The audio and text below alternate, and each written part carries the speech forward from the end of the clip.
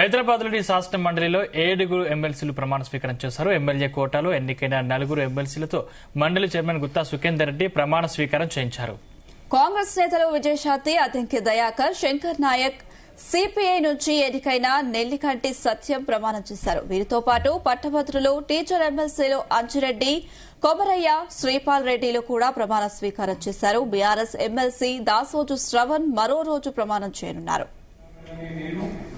సభా నిర్ణయాలకు కట్టుబడి ఉంటానని, వాటిని అనుసరిస్తానని, సభా మర్యాదలను పాటిస్తానని, సంప్రదాయాన్ని గౌరవిస్తానని దైవ సాక్షిగా ప్రమాణం చేసింది.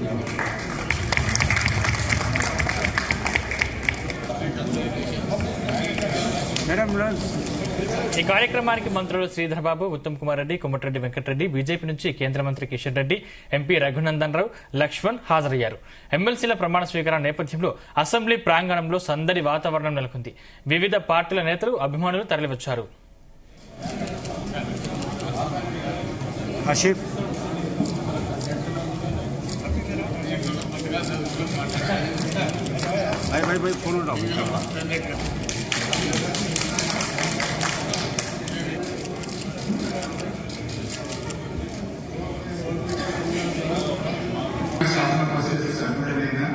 తెలంగాణ శాసన పరిషత్ సభ్యునిగా సత్యం నిలికండి అని నేను సభా నియమాలకు కట్టుబడి ఉంటానని, వాటిని అనుసరిస్తానని, సభా మర్యాదలను పాటిస్తానని, సాంప్రదాయాన్ని గౌరవిస్తానని పవిత్ర హృదయంతో ప్రతిజ్ఞ చేస్తున్నాను.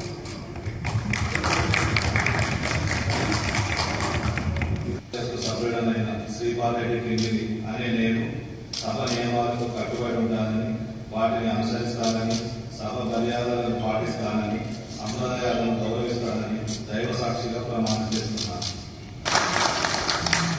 శాసనం ద్వారా నిర్మితమైన భారత రాజ్యాంగం విశ్వాసం భారతదేశ